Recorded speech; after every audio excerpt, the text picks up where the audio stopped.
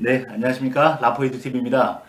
이제 한참 이제 수시 접수가 한 50일 정도 남았는데 학생들이 이제 생기부나 다 끝나고 나서 실질적으로 할 수 있는 것들에 대해서 많이 고민하고 있습니다. 그 중에 하나가 이제 수능 최저 전략인 것 같습니다. 이 수능 최저 전략 이게 굉장히 중요한 것 중에 하나가 생기부의 등급이나 아니면 다른 요건들은 다 맞춰놓고 실제 수능에서 수능 최저를 충족하지 못해가지고 불합격하는 사례가 의외로 또 많습니다. 실제로 가장 현장에서 많이 듣는 질문들과 그리고 커뮤니티 등에서 학생들이 그리고 학부모님들이 가장 많이 하는 질문들을 정리해가지고 오늘 질문 형식으로 질문하고 답하는 형식으로 한번 풀어 나가보도록 하겠습니다. 6월 모의고사 이후에 이 성적으로 최저 맞출 수 있을까 불안해하는 학생들이나 학부모님들이 정말 많으세요. 수험생들이 수능 최저를 맞출 때 가장 많이 하는 치명적인 실수가 어떤 게 있을까요? 아까 초반에 말씀드린 것처럼 고등학교 3학년들이 이 이후로 수능 때까지 경험이 없습니다. 그러니까 시험판도 내에서 이 아이들이 6월달, 9월달, 9월 이후에 수능까지 어떻게 바뀌는지에 대한 경험치가 없기 때문에 너무 막연한 전략과 그리고 안일한 태도 때문에 실질적으로 무너지는 경우가 많습니다.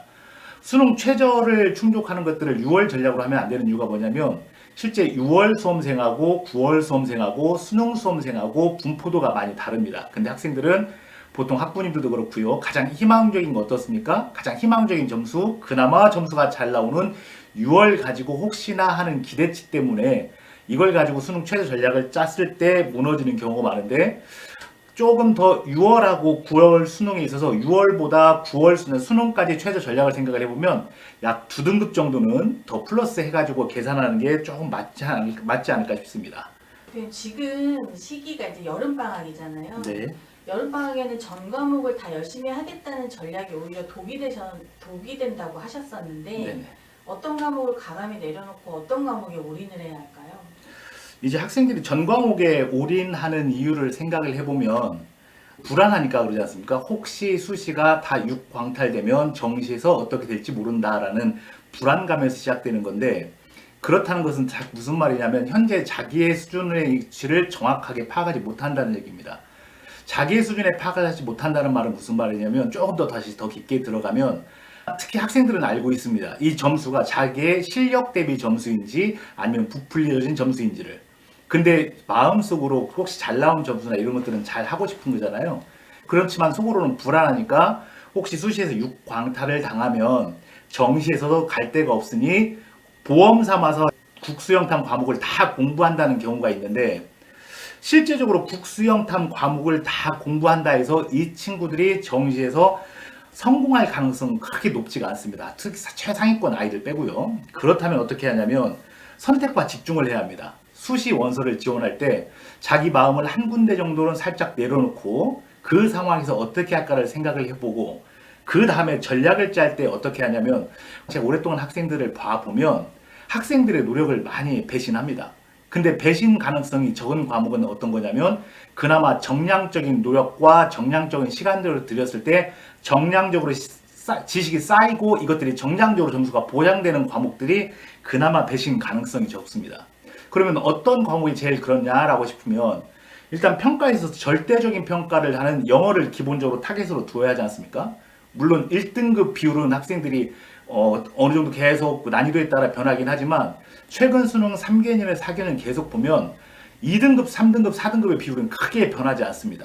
그러니까 아이들은 영어가 굉장히 어려우니까 이걸 가지고 어떻게 다른 과목을 할까라고 생각을 하지만 1등급을 제외한 꼭 영어에서 2등급을 맞춰야 한다거나 영어에서 3등급이 필요한 학생들은 이걸 정량적으로 어떻게 공부를 해야 할까에 대해서 학습 전략을 세우는 게 가장 맞고요. 그 다음에 국어를 혹시라도 수능 최저 전략을 맞추려고 하는 학생들이 있습니다. 근데 국어를 맞추려고 할 때 학생들이 가만 보면 독서하고 문학하고 선택 과목이 있는데 그나마 수험 경향상, 수험의 특징상 정량적으로 출제될 수밖에 없고 정량적인 노력으로 그나마 극복한 파트가 어디냐면 문학하고 선택 과목입니다. 독서는 제가 오랜 생활 볼 때 물론 이제 국어 선생님들 같은 경우에는 독서도 많이 하면 오른다고 하는데 국어만 독서만 많이 하면 오를 가능성이 높긴 합니다. 그런데 제 경험칙상을 보면 독서는 단기간에 오르기 매우 어려운 과목입니다. 그래서 실제적으로 자기 시험지를 문항별로 분석을 해보건데 독서는 다 맞는데 문학이 약한 친구들은 실질적으로 국어의 최저 전략으로 해도 됩니다. 문학을 선택 과목은 맞는데 독서가 잘 틀리는 친구들은 실질적으로 등급 올리기가 매우 어렵습니다. 현실적으로. 그래서 이 국어 과목을 수능 최저 전략으로 할 때는 자기 문항 분석을 해야 할 것이고요. 그 다음에 수학을 혹시라도 수능 최저 전략으로 할 경우에는 조금 더 명확하게 분석할 필요가 있습니다. 뭐냐면 3등급을 필요로 한다, 2등급을 필요로 한다, 1등급을 필요로 한다 할 경우에 많은 학생들이 이 방송을 본다고 할 경우에 일단 최상위권 빼고 3등급을 필요로 한다라고 했을 경우에는 평균치 우리가 3개년, 4개년 이게 수학을 놓고 보면 3등급 기준이 평균 76점 전후에서 형성이 됩니다. 76점 전후에서 형성이 된다는 말은 무슨 말이냐면 흔히 어려워하는 4점짜리 6문제를 다 틀려도 3등급이 확보된다는 이야기입니다. 근데 학생들은 공부하면 어떻습니까? 자기들이 욕심이 생기니 6문제를 제외하고 6문제에서 더 어려운 문제까지 자꾸 건들다 보니까 어떻게 합니까? 공부 범위가 굉장히 넓어집니다. 공부 범위가 넓어지다 보면 결국 학생들이 반복이나 이런 거 있어서 꼭 수능장 가서 쉬운 문제를 틀리고 오는 경우가 많습니다.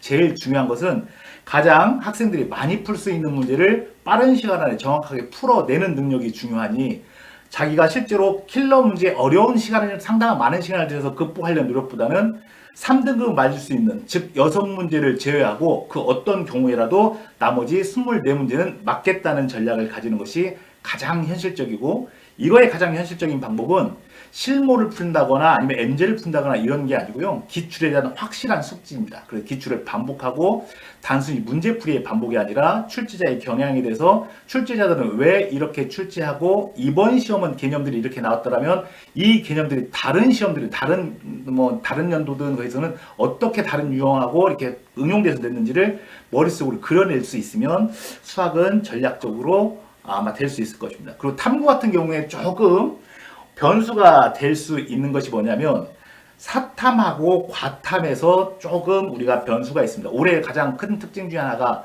대거 사탐론 현상이지 않습니까? 그러면 사탐론으로 됐다는 말은 사탐을 응시하는 학생들이 굉장히 많아졌다는 것이고 사탐을 응시하는 학생들이 많아졌다는 말은 1등급, 2등급에 분포하는 학생들 인원 비율도 늘어났다는 이야기입니다. 그러면 1등급, 2등급 안에 드는 아이들을 놓고 보면 실질적으로 기출문제하고 개념 EBS만 반복하고 계속 숙지하더라도 2등급까지는 안착할 수가 있습니다. 대부분 2등급 못 오르는 학생들이 실제로 이렇게 학생들 학습 상담을 하거나 우리가 해보면 기출 EBS 개념이 완전히 숙지게 되지 않은 친구들이 어설프게 실무 풀고 뭐 하는 친구들이 이제 좀 안 되는 경우가 많고요.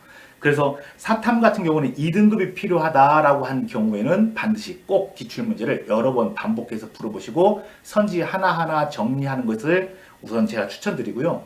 근데 혹시 1등급을 맞아야겠다라고 하는 것은 이건 사탐이든 과탐이든 다 같은 공통점입니다. 수학도 마찬가지고요.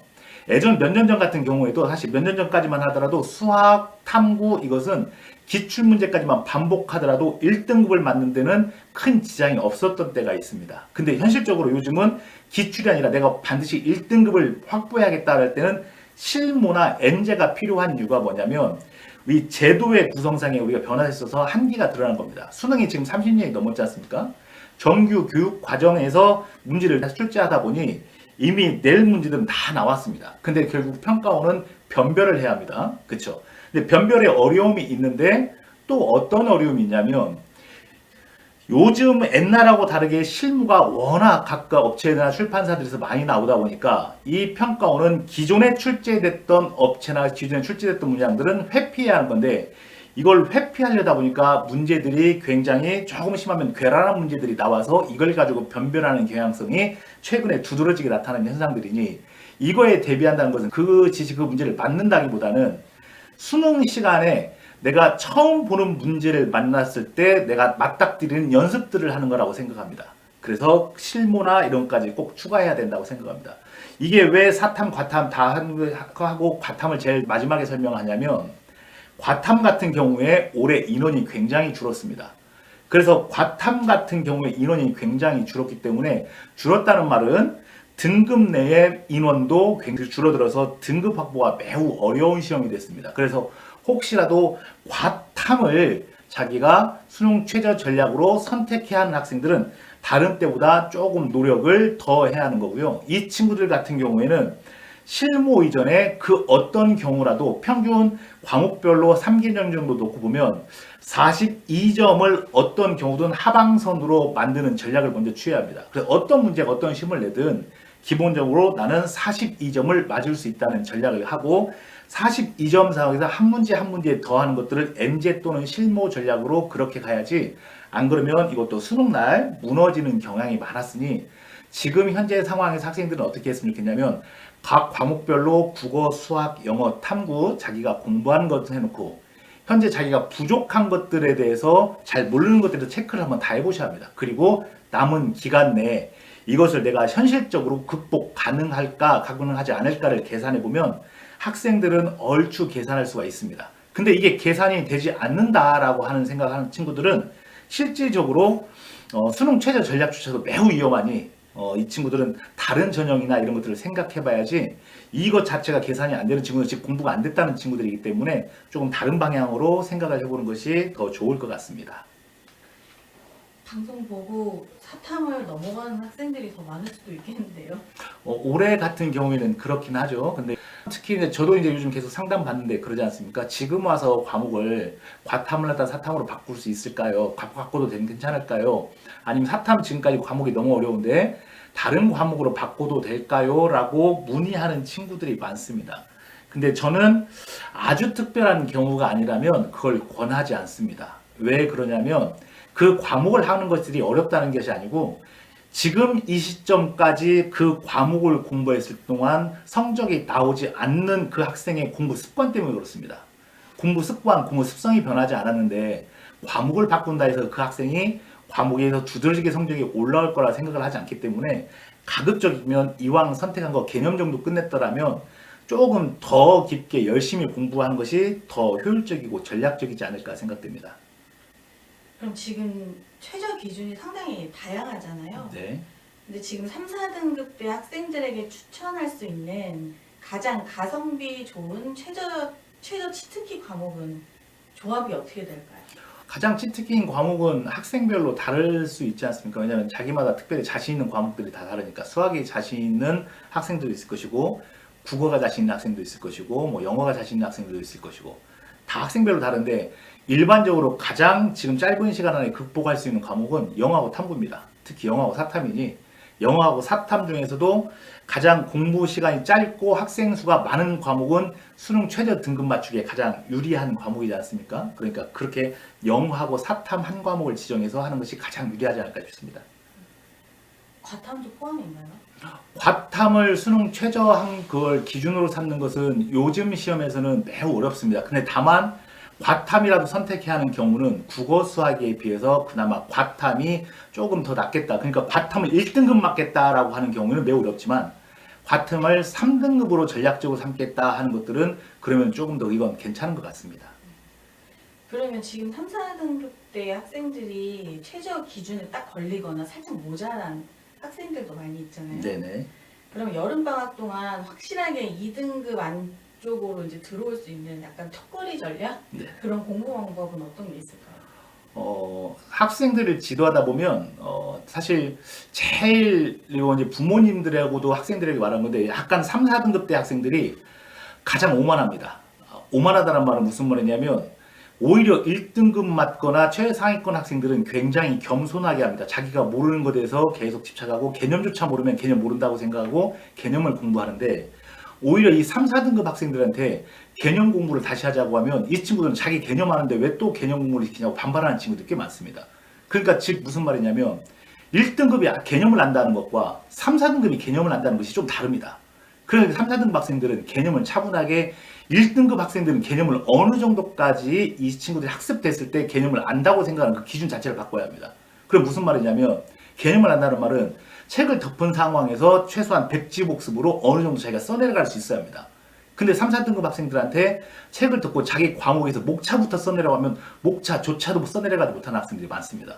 기본 과목에 대한 이해가 없으니 그 부분 아니 이게 어떻게 시험 문제가 나오면 매번 틀릴 수밖에 없지 않습니까? 새로운 문제 같이 보이니 첫 번째 그래서 백지 복습할 수 있도록 목차별로 쭉 자기가 관점 이 책의 저자의 입장에서 쭉 한번 정리해 본 다음에 그 다음에 기출 문제를 가지고 이 개념이 기출 선지에 어떻게 적용이 됐는지를 확인하면서 이걸 반복적으로 공부하는 것이 가장 빠른 길입니다. 그러니까 이게 보면 학생들이 너무 개념 지루하고 너무나 당연한 것 같지만 공부는 특별한 방법 이전에 너무나 당연하다고 생각하는 것들을 조금 더 많이 하는 게 가장 빠른 길이니 어디 커뮤니티든 다른 데 가서 빠른 방법 찾지 하지 마시고 가장 기본적인 당연한 것들을 좀 더 열심히 하시기 바랍니다.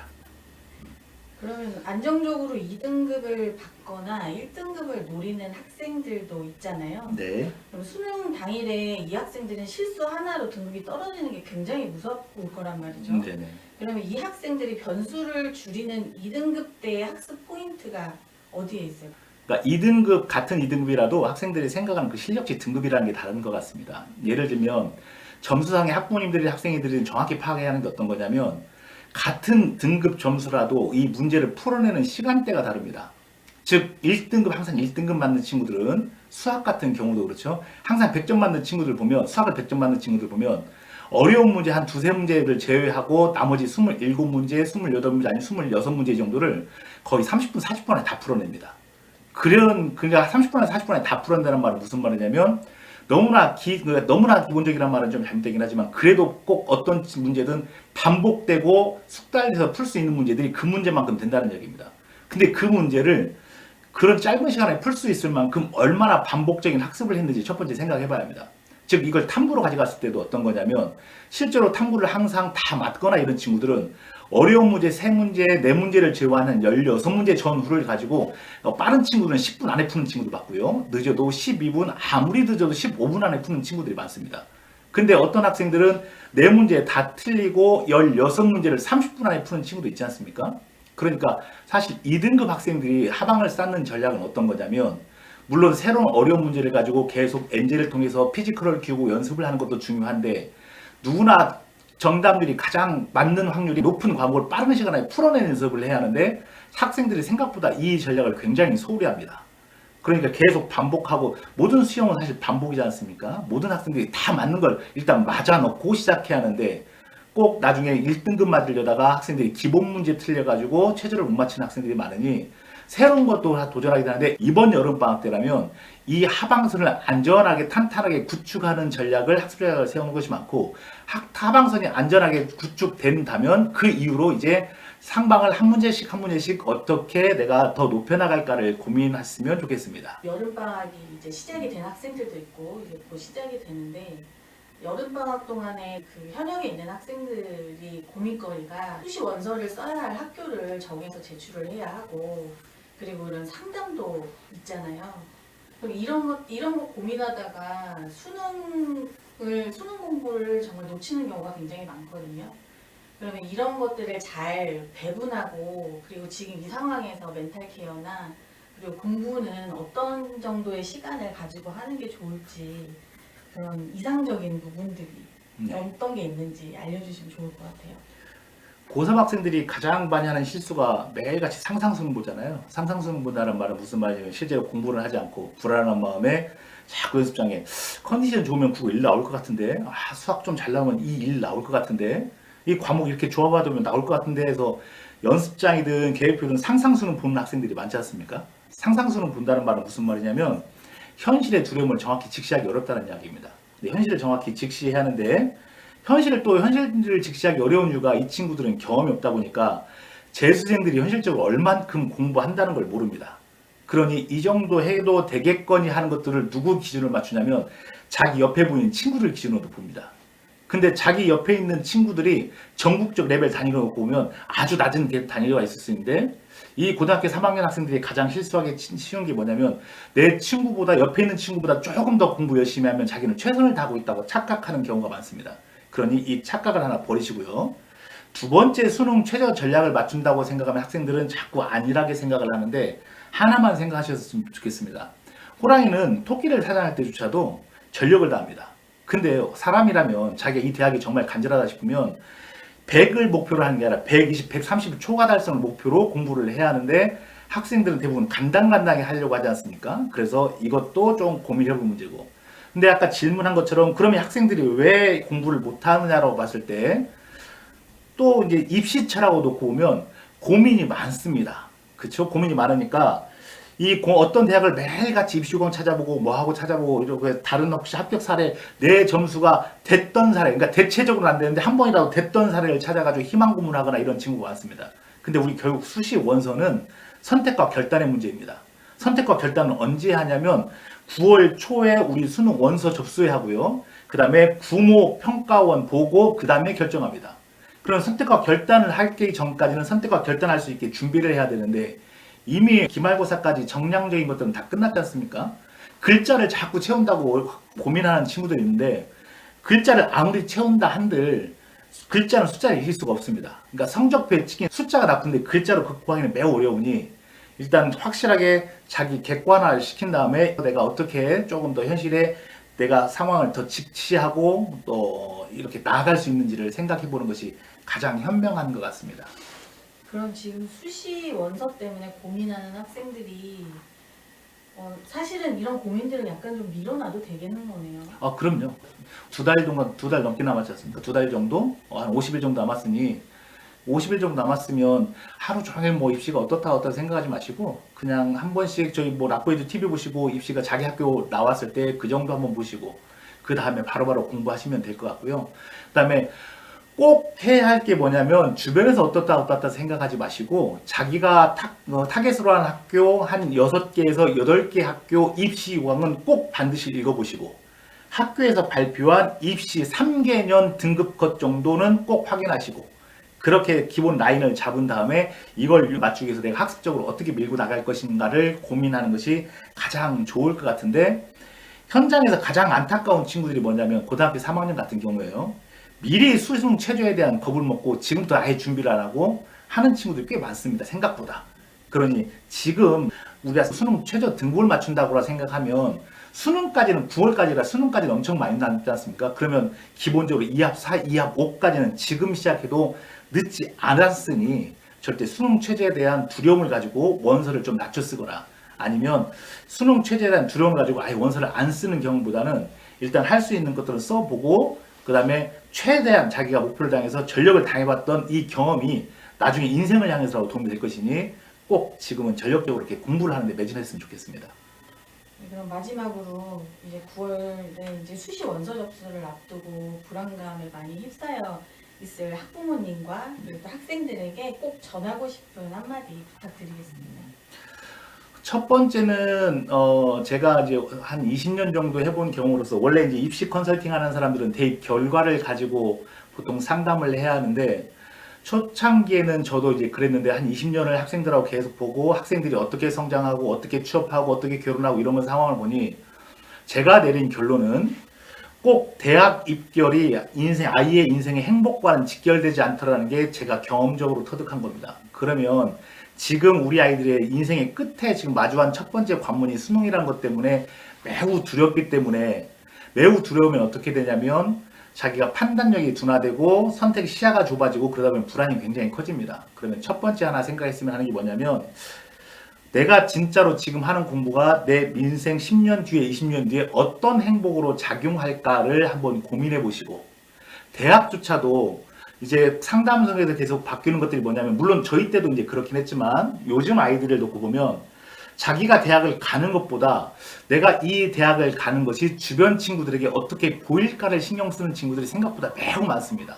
그래서 사실 제가 행복 요건을 말씀드리는 게 뭐냐면 다른 사람의 시선보다는 자기 기준에 자기 행복을 찾아가는 기준을 어떻게 삼을까를 한번 고민해 보셨으면 좋겠고요. 그리고 이 행복의 요건을 찾아가는 데는 굉장히 중요한 것 중에 하나가 뭐냐면 부모님들이 많이 도와주셔야 합니다.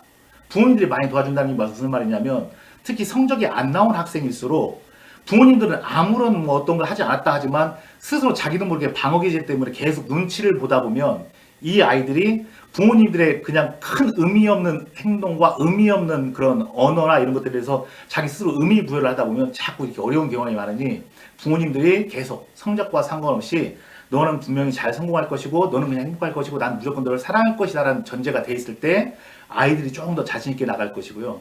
그 다음에 이제 부모님조차도 가치관을 아이하고 같이 공유하는 게 뭐냐면 대학 순위가 1순위라고 하면 거기에 같이 아이들하고 같이 호흡을 해야 합니다.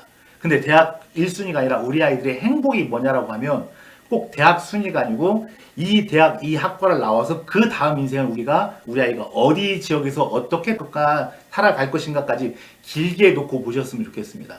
그래서 이제 꼭 제가 이 말씀을 드리는 이유가 뭐냐면 나중에 정시 상담도 그렇고요, 수시 상담도 그렇고요. 이 첫 번째 집안에 맞이하는 우리가 고민이지 않습니까? 이때 부모님하고 학생들하고 굉장히 갈등도 많고 아이들은 자기 방 가서 문 잠그고 나오는 경우도 문 잠그고 안 나오는 경우도 많고 부모님은 그걸 보고 답답하는 경우도 많고 또 실제로 원서를 쓰는 과정에서 아이들은 자기가 알아서 한다고 하는데 부모님은 알아서 한다는 아이가 못 믿었고 그러다가 갈등이 생기는 집안이 생각보다 굉장히 많습니다. 부모님하고 아이하고 갈등이 생기는 경우도 굉장히 많고 부부간의 갈등이 생기는 경우도 굉장히 많고 그렇습니다. 그래서 사실 진짜 좋은 집안은 어떻게 해야 하냐면 이로 갈등이 보통 다른 집들은 갈등이 생기는 이 시기에 오히려 조금 더 우리 아이의 행복이라는 기준을 놓고 보면 하나씩 마음을 터놓고 이야기하면 이게 더 이 기회를 가지고 집안이 더 단단해지는 집안들이 있습니다. 이 기회를 가지고 집안이 단단해졌던 경험이 있는 친구들이 나중에 결국 대학 가서도 나중에 취업할 때도 훨씬 잘 되는 경우를 많이 봐왔기 때문에 모든 기준이 첫 번째 부모님의 기준이 아니라 우리 아이가 어떻게 하면 행복할까를 기준으로 첫 번째 삼으셨으면 좋겠고요. 학생들에게 당부할 게 어떤 거냐면 아까 말씀드린 대로 부모님들은 생각보다 이 시기에 그렇게 많이 알지 못합니다. 물론 많이 아시는 분도 계시긴 하지만 많이 아는 지식을 우리 아이에게 어떻게 전달할지에 대해서 고민하시는 분 많습니다. 왜냐하면 그분들도 그 인생이 처음이니까요.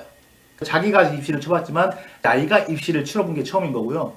그럼 저는 둘째인데라고 하지만 또 그 둘째는 첫째하고 다르지 않습니까? 그 둘째가 또 치러보는 것도 처음입니다. 그래서 매번 새로운 거기 때문에 부모님들도 사실 어색하고 모르고 당황해서 그런지 고의성이 없으니 이럴 때는 어떤 거냐면 자기 부모님에 대한 절대적인 신뢰가 있어서 내가 어떤 경우도 나를 지켜주는 것은 우리 부모님이라는 걸 절대로 믿으셨으면 좋겠고요. 그 상황에서 내가 어떻게 살아가고 있으면 좋겠어 라고 부모님의 지혜를 먼저 빌리지 않으면 부모님이 더 힘들어하는 경우가 많으니 학생들이 이 부분에 조금 더 용기를 냈으면 좋겠습니다. 그래서 그렇게 의견이 합치됐을 경우에 현실적 전략적으로 그러면 남은 기간 우리가 어떻게 서로 힘을 모을까라고 하면 이 친구들은 성공 가능성이 매우 높은 것 같습니다. 근데 원서 상담부터 계속 이렇게 갈등이 있거나 집안 이렇게 보면 부모님끼리 아니면 그 학생하고 관계에서 갈등이 있는 집안들은 나중에 원서 쓸 때도 그렇고요. 원서 쓰고 수능 발표할 때까지도 계속 그렇게 눈치 보고 하고 마지막 결과가 나온 다음에는 서로 남 탓합니다. 그래서 제가 오랫동안 봤던 경험이기 때문에 첫 번째 조금 더 진솔하게 대화할 시간을 가지고 그 속에서 하나씩 현실적으로 하는 것이 더 좋지 않을까라고 저는 생각하기 때문에 오늘 밤이든 이 방송을 보고 적당한 나의 시간에 아이하고 편하게 이야기할 수 있는 분위기를 만들어주고 우리 학생들은 편하게 우리 부모님을 믿고 나를 도와줄 우리 부모님께 어떻게 도움을 구하면 좀 더 내가 괜찮을까를 좀 마음 편하게 이제 물어보면 집안 자체도 화목해지고 그 집안의 앞으로 나갈 길도 더 좋아지지 않을까 생각합니다. 혹시 이제 집안 부모님하고 이제 아이들하고 이런 자기 기준이 세워졌는데 마지막 선택과 판단, 결정을 함에 있어서 조금 어려워하는 분들은 이런 단계를 거쳤으면 좋겠습니다. 첫 번째, 학교 선생님하고 반드시 상담을 해보시고요. 근데 학교 선생님 상담으로서 내가 조금 만족감이 떨어진다라고 했을 경우에는 우리 라포에도 방문하시면 7월 상담은 다 마감이 되고 8월 초까지 마감이 되는데 그 이후로는 빈 자석들이 있으니 미리 얼른 연락 주시면 저희가 도와드리도록 하겠습니다. 네, 감사합니다.